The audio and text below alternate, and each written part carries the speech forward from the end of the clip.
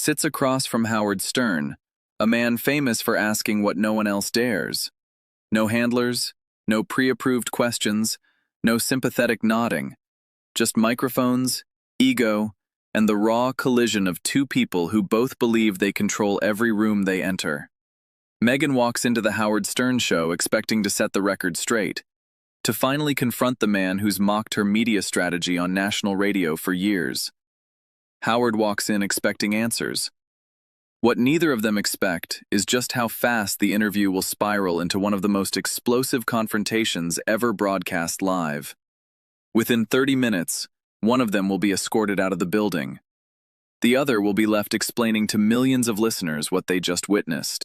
Before we dive into this explosive story, make sure you hit subscribe and smash that like button. Now let's get into exactly what happened in that studio. The Howard Stern Show studio hummed with its usual electric, unpredictable energy. Dim lighting, walls plastered with posters from decades of outrageous interviews, and the unmistakable smell of coffee, equipment, and trouble waiting to happen. Meghan Markle stepped inside like she owned the room. She moved with the deliberate grace of someone who'd been trained to command attention, and expected it as her due. Howard opened with what he thought was a warm-up question. "So, how's life in California? You've been there a while now. Montecito treating you well?" Meghan shrugged with practiced nonchalance. "It's wonderful. We're thriving, building something meaningful away from the chaos." Howard blinked. "Thriving. That word comes up a lot with you. It's almost like a mantra." "It's not a mantra, it's the truth." "Okay, but help me understand. You left the royal family to escape the spotlight, and then you did Oprah, Netflix, a podcast, a book tour, and now my show. Isn't that a little contradictory?" Meghan's jaw tightened visibly. "It's not contradiction. It's control. I share my story on my terms, not theirs." "Sure, but you still want the spotlight. You're here. That says something." "It says I want the truth heard, not distorted by tabloids with agendas." Robin whispered quietly. "Oh, here we go." Howard tapped his pen against the table. "Speaking of truth, how's Harry?" The shift in Meghan's demeanor was immediate. Walls went up so fast you could almost hear them slam. "I'd prefer not to discuss my husband." Howard's eyebrows rose theatrically. "Really? But you've discussed him extensively. The documentary was basically about your relationship. The Oprah interview featured him prominently. Why is he off limits now?" "Because some things should remain private." Howard laughed, a genuine surprised laugh. "Private? Meghan, you've published his family disputes, his therapy sessions, his childhood traumas. Where was private during all of that?" "That was his choice to share. And this is my choice to ask. You don't get to dictate what's discussable on my show. You can decline to answer, but you can't control the questions." Meghan's face flushed slightly. "I'm not trying to control anything." "Aren't you? You arrived with 17 pages of restricted topics. 17. That's not conversation. That's choreography," Robin murmured. "Damn." The tension in the studio was building. Howard remained calm, but his questions were becoming sharper. "Let's try something else. The Spotify situation. That ended dramatically. Grifters, they called you. How did that feel?" Meghan's expression hardened.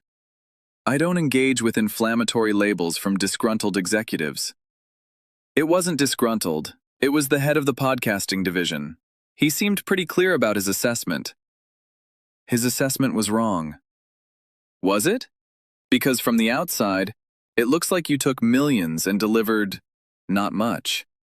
12 episodes over 3 years. That's barely content." "Quality matters more than quantity, Howard. Quality requires actual product. What you delivered was sparse. People noticed." Meghan stood up slightly, then sat back down, a false start that betrayed her agitation. "We delivered what we were contracted to deliver." "Did you? Because the contract ended early." That usually means someone wasn't satisfied. Our visions didn't align. Your vision of being paid millions while producing almost nothing didn't align with their vision of receiving content for their investment. I can see how that might create tension. The audience listening could practically hear Meghan's composure cracking. You're deliberately mischaracterizing our work. I'm describing observable facts. You signed a major deal. You produced minimal content. The deal ended badly. Those are facts, Meghan, not characterization, documentation. Robin whispered, "This is getting brutal." Howard pressed forward, his tone sharpening. "Let's talk about the Netflix situation. Some of your projects got canceled recently, didn't they? The animated series, some documentary concepts." Meghan's eyes narrowed. "Projects evolve. That's the nature of the entertainment industry." Evolve? The trade specifically used the word canceled. Is there a semantic difference I'm missing? The trades sensationalize everything. They also report facts. And the fact seems to be that several projects you announced with great fanfare are no longer happening. Our focus shifted to other priorities. Which priorities? Because from the outside, it looks like Netflix paid you quite a lot of money for content that hasn't materialized. $100 million, wasn't it? Meghan's voice took on an edge. I'm not going to discuss financial details of private contracts. The contract value was widely reported, as was the, let's call it, underwhelming output relative to that investment. People are curious. People are always curious about things that aren't their business. Howard smiled thinly. You made it their business. You announced these projects publicly. You promoted them. When the content doesn't appear, questions follow. That's not intrusion. That's consequence. Meghan crossed her arms, her posture becoming defensive. Can we talk about something else? Sure. Let's talk about the royal family. How are things with Kate?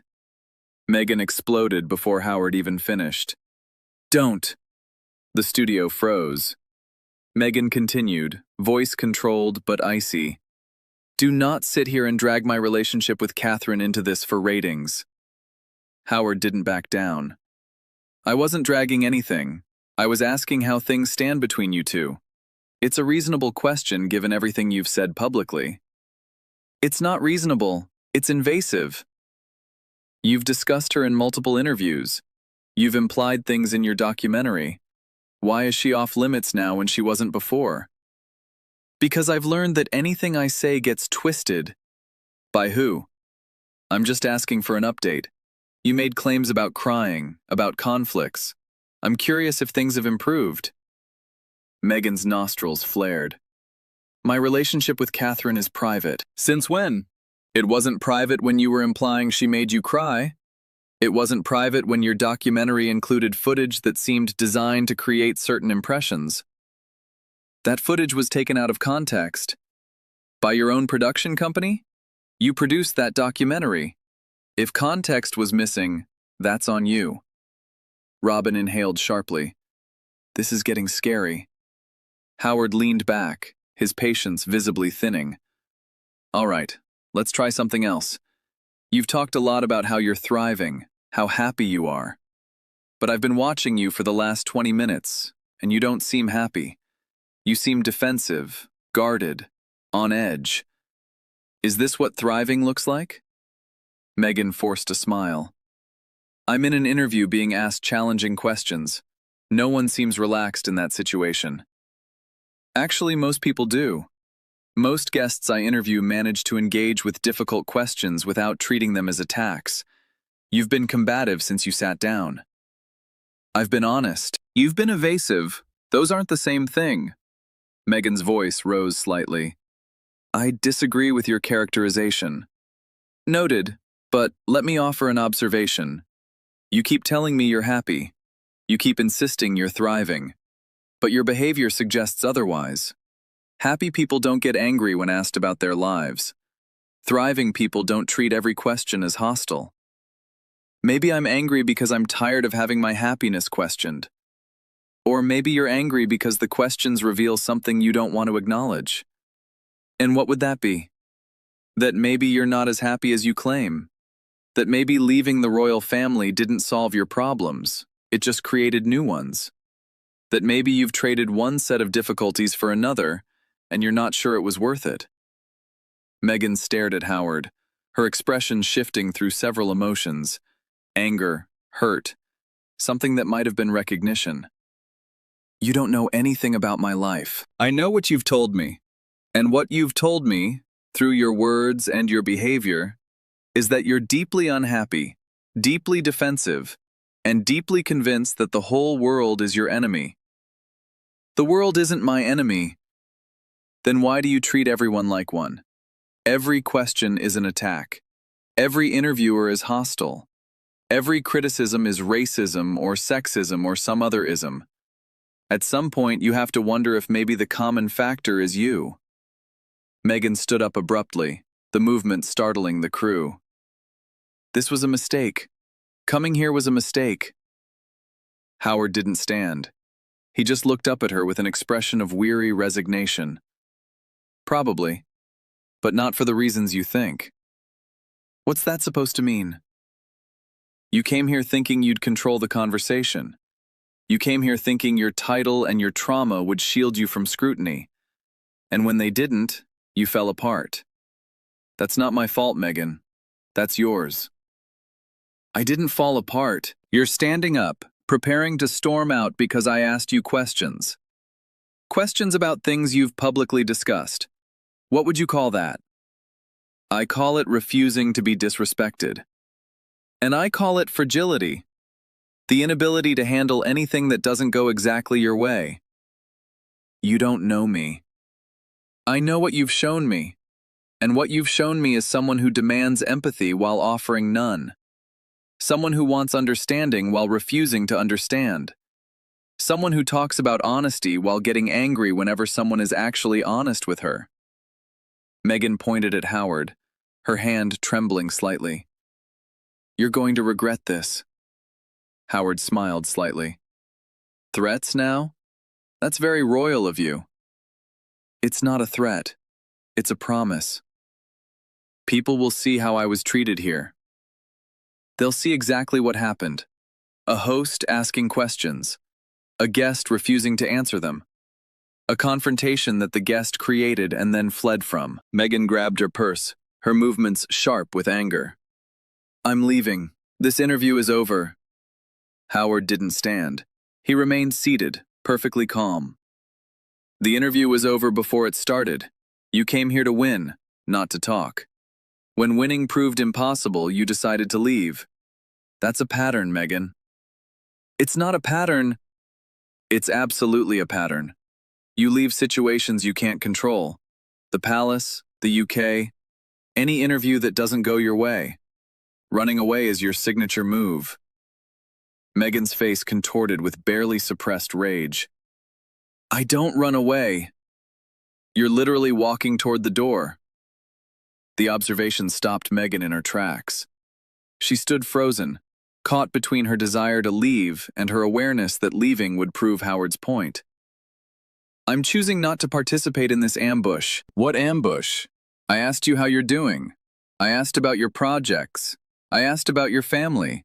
Those are literally the most basic interview questions. If they feel like an ambush, you've been doing the wrong interviews. Your tone. My tone has been curious, occasionally skeptical, largely professional. The same tone I use with every guest. If it feels hostile to you, that's because you came in expecting hostility. You found exactly what you were looking for, because you brought it with you. Meghan moved toward the exit, then turned back for one final confrontation. You know what your problem is, Howard? You think being crude is the same as being honest. You think asking invasive questions makes you brave. But all you really are is a man who's made a career out of making people uncomfortable. Howard nodded slowly. That's partially true. But here's the difference. I make people uncomfortable with questions. You make people uncomfortable with contradictions. I ask things. You avoid things.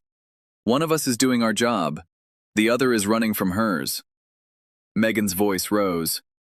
I'm not running from anything. You're running from everything. from scrutiny, from accountability, from any perspective that doesn't match your own. You've created a bubble where everyone agrees with you, and now you can't handle anyone who doesn't. That's not strength, Meghan. That's fear. I'm not afraid. Then sit down. Engage with my questions. Prove me wrong. Meghan stared at him for a long moment. The challenge hung in the air. She couldn't accept it. She couldn't admit it. She couldn't do anything except what she'd been doing. Deflecting, defending, departing. Goodbye, Howard. Goodbye, Meghan. Thanks for confirming everything I've ever said about you. She turned and walked toward the exit. At the door, she paused. You're pathetic. This whole show is pathetic. Howard didn't blink. And yet you agreed to be on it. That says something about where you are in your career. The door slammed behind her. The studio sat in stunned silence for a long moment. Robin whispered, "That was a disaster." Howard sank back into his chair with an exhausted sigh. Ladies and gentlemen, we apologize. We brought Meghan Markle on to have a real conversation. She brought a list of demands and an attitude. You saw what happened. He exhaled slowly. Here's what I'll say. I've been doing this for 40 years.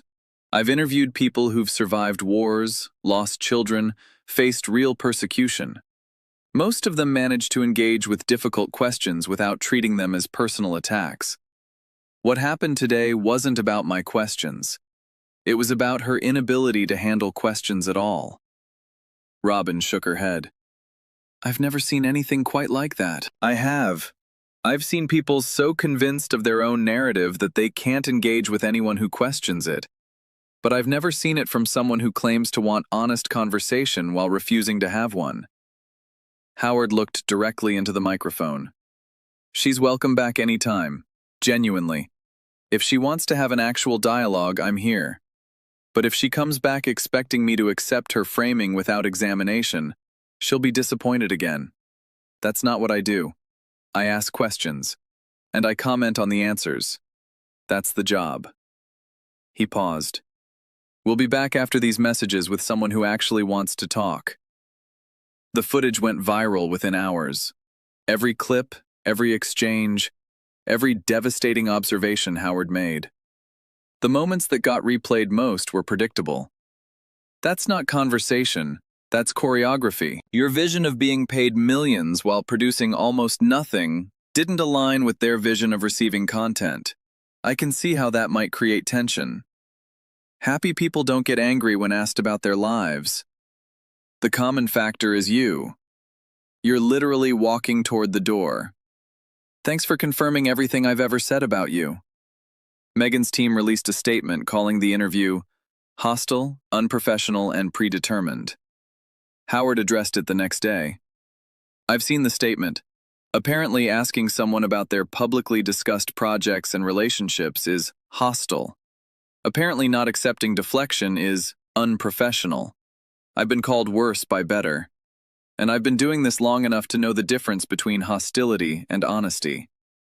Robin added, she came in expecting worship. She got questions. The gap between those two things is what we witnessed. Howard nodded. Here's my final thought. I feel for her. I really do. She's clearly struggling with something. The pressure, the scrutiny, the gap between how she sees herself and how the world sees her. That's hard. I acknowledge that. He paused. But hard doesn't mean immune from questions. Hard doesn't mean exempt from accountability. And hard definitely doesn't mean you get to storm out of interviews when they don't go your way. That's not courage. That's avoidance. And avoidance has a way of following you wherever you run. The interview lasted 28 minutes before Meghan walked out. Its impact would last considerably longer. For Howard Stern, it was another demonstration of what he'd always known. That real conversation requires willingness from both sides, and that control is what frightened people seek when honesty feels too dangerous. For Meghan Markle, it was something else. Proof that her media strategy didn't work on everyone. Evidence that some interviewers couldn't be managed, no matter how many pages of restrictions were sent in advance. Some rooms you can control, Others control you. And Howard Stern's studio had been exposing the gap between image and reality for 4 decades. It wasn't about to stop for a duchess. What do you think? Was Howard too harsh? Or did Meghan deserve every question? Who would you want to see in that chair next? Drop your thoughts in the comments below. If you enjoyed this story, don't forget to like this video to help it reach more people.